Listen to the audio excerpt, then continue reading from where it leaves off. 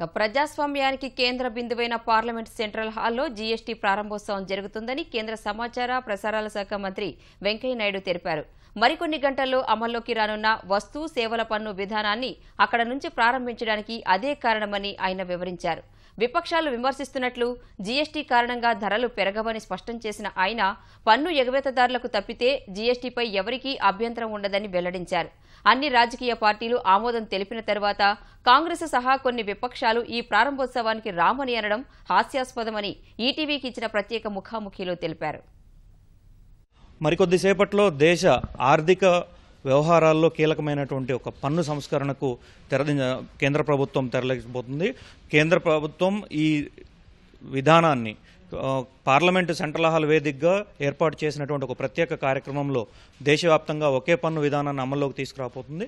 దీనికి సంబంధించి ప్రభుత్వం ఉన్న ఆలోచన ఏంటి, కేవలం సెంట్రల్ హాల్ ద్వారానే ఈ కార్యక్రమాన్ని చేపట్టడానికి ఉన్న కారణాలు ఏంటనేది సీనియర్ మంత్రి పార్లమెంటు వ్యవహారాలు చూసినటువంటి కేంద్ర మంత్రి వెంకయ్యనాయుడు గారు ఉన్నారు. ఆయన అడిగి తెలుసుకున్నాం. వెంకయ్యనాయుడు గారు నమస్కారం.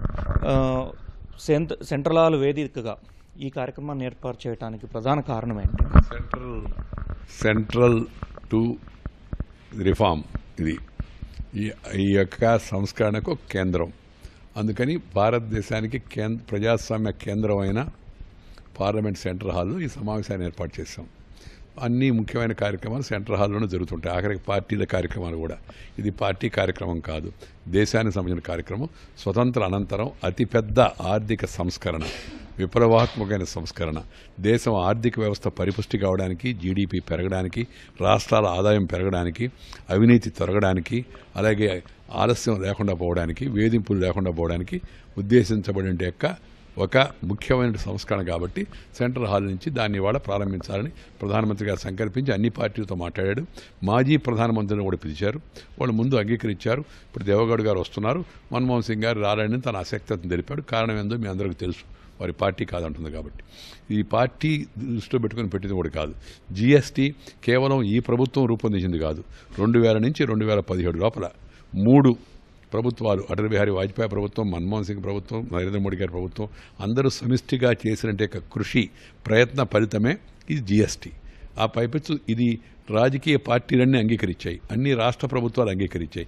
ఏ ఒక్కరు కూడా అధికారపూర్వకంగా మేము జీఎస్టీని వ్యతిరేకిస్తున్నామని చెప్పడం లేదు. పైపెచ్చు ఎవరికి వాళ్ళు మేము ముందు చొరవ తీసుకున్నామని కాంగ్రెస్ పార్టీ చెప్తుంది. మాకు ఎలాంటి ఇబ్బంది లేదు, నా అభ్యంతరం ఉండడానికి అవసరం లేదు.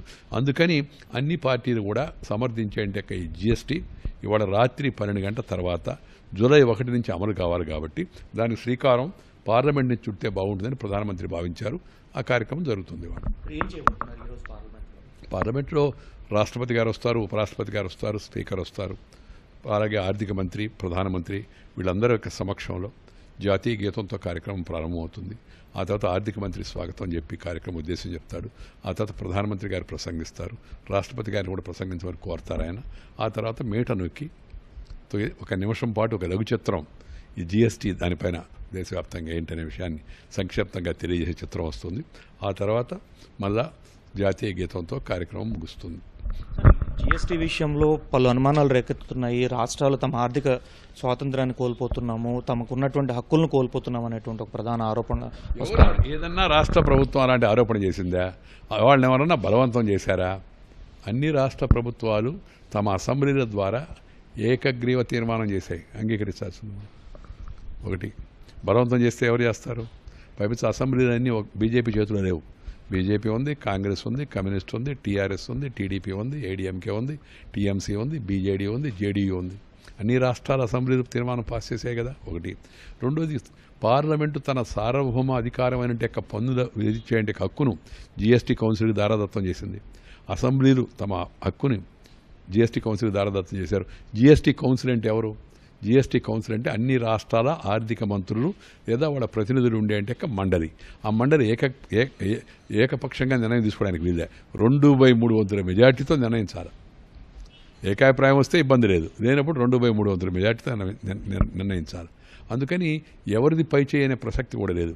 ఈ సంకీర్ణ మన రాజ్యాంగ వ్యవస్థలో, ఫెడరల్ సిస్టంలో కేంద్రం, రాష్ట్రం వాళ్ళ ప్రతినిధులు కలిసి కూర్చొని చర్చించుకుంటారు.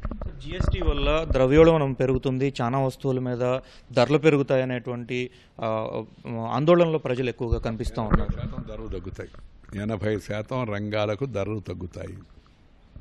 కొన్ని రంగాలకు వినోదం మన లగ్జరీ ఏదైతే ఉన్నాయో వాటికి ధరలు పెరగవచ్చు. దాన్ని ఎలాగో భరించే శక్తి వాళ్ళకు ఉంది. రెండవది ద్రవ్యోల్బణం తగ్గుతుందని ప్రపంచం అంతా చెప్తుంది. 142 దేశాల్లో అమలులో ఉంది ఇది. భారతదేశంలో కొత్తగా పెట్టింది, మనకు కొత్త ఆలస్యంగా పెడుతున్నాం మనం. 142 దేశాల్లో ఉంది. దాంతోపాటు జీడిపి 2% అభివృద్ధి అవుతుందని ఆల్మోస్ట్ అందరూ చెప్తున్నారు. ఇది ఆలస్యం చేయడం వలన దేశం ఇప్పటికే 12 లక్షల కోట్లు నష్టపోయిందని పూర్వ ఆర్థిక మంత్రి వీరప్ప మొయిలీ గారు పార్లమెంట్లో ఈ బిల్లు సందర్భంగా చెప్పాడు. మీరు అందరూ కూడా విన్నారు. 12 లక్షల కోట్లు పోయిందని. అందుకని ఇప్పటికే ఆలస్యమైంది. ఆలస్యమైన మాట వాస్తవం. ఎందుకంటే అనేక అనుమానాలు, అనేక సందేహాలు, అనేక ప్రాంతాల నుంచి వచ్చిన వాళ్ళ విజ్ఞప్తులు దృష్టిలో పెట్టుకుని ప్రభుత్వం నిర్ణయం రావడంలో పార్లమెంటు కూడా కొంత ఆలస్యం. ఆఖరికి పార్లమెంట్ 2/3 మెజార్టీతో ఈ బిల్లును ఆమోదించింది. అంతకుముందు స్టాండింగ్ కమిటీలు, అంతకుముందు సెలెక్ట్ కమిటీ దీని గురించి చర్చించాయి. So total exhaustive discussion for last 17 years. చరిత్రలో బహుశా నాకు తెలిసి ఏ సంస్కరణ పైన ఇంత పెద్ద ఎత్తున ఇంత దీర్ఘకాలం చర్చించి ఉండరు. చర్చించిన తర్వాత నిర్ణయానికి వచ్చారు. ఇప్పుడు మళ్ళా ఏదో ఒక రకమైన అనుమానం కలిగించి ప్రతి దేశంలో కొందరికి అనుమానమే వాళ్ళ పని. మనం అనుమాన పక్షులను మనం ఏం చేయలేము. కానీ వాళ్ళు నిజమైన అనుమానం కలిగితే, ఎవరికైనా ఇబ్బంది ఉందని తెలిస్తే దాన్ని జీఎస్టీ కౌన్సిల్ ఎప్పటికప్పుడు కూర్చొని చర్చించి పరిష్కరిస్తుంది. ఒకరోజు ఫైనల్ అయి ట్యాక్సేషన్ విధానం మారుతుందే కానీ ట్యాక్స్లు ఎంత ఉండాలనేది ఎప్పటికప్పుడు డైనమిక్ సిచ్యుయేషన్. అది మన బడ్జెట్ ఉంది. బడ్జెట్లో ప్రతి సంవత్సరం పన్నులు ఒకసారి తగ్గిస్తుంటారు, ఒకసారి పెంచుతూ ఉంటారు పరిస్థితిని బట్టి. అలాగే జీఎస్టీ కౌన్సిల్ కూడా అలా నిర్ణయిస్తుంది. అంతిమంగా దేశంలో ఒకే దేశం ఒకే పన్ను అన్ని రాష్ట్రాల్లో.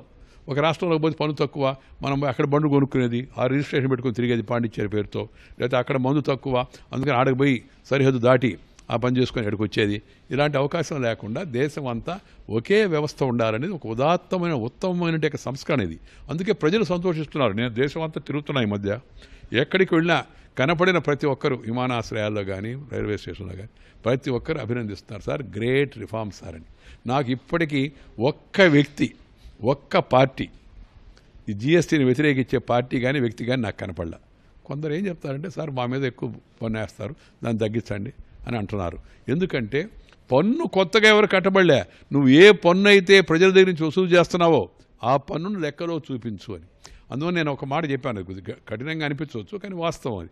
పన్ను ఎగవేతదారులకు తప్పితే ఎవరికి దీనిపైన అభ్యంతరం ఉండాల్సిన అవసరం లేదు. సార్ చేనేత రంగం కావచ్చు, మత్స్య పరిశ్రమ కావచ్చు, వాటికి సంబంధించినటువంటి ముడి సరుకుల పైన జీఎస్టీ వల్ల ఇబ్బందులు ఎదుర్కొన్నాయి. అదేవిధంగా గ్రానైట్ పరిశ్రమ నుంచి దాదాపు లక్షల మంది ఉద్యోగాలు కోల్పోయే ప్రమాదం ఉందని చెప్పేసి ఆ రంగాల నిపుణులు చెప్తున్నారు. ఆ రంగాలకు సంబంధించినటువంటి వాళ్ళు చెప్తున్నారు. నిపుణులు ఉంటారు, వాళ్ళ లెక్కలు వాళ్ళు చెప్తూ ఉంటారు. ఇది చాలా చాలా పేద ప్రజలందరూ ఉపయోగించుకునేది గ్రానైట్ రంగం అని. ఇంకో పక్క గ్రానైట్ మీద ఒక రేటు తగ్గించారనుకోండి, పెద్ద పెద్ద వాళ్ళకి ధనికులకి, పెద్ద గ్రానైట్ వాడుకునే వాళ్ళకి తగ్గించారని చెప్పి విమర్శ చేస్తుంటారు.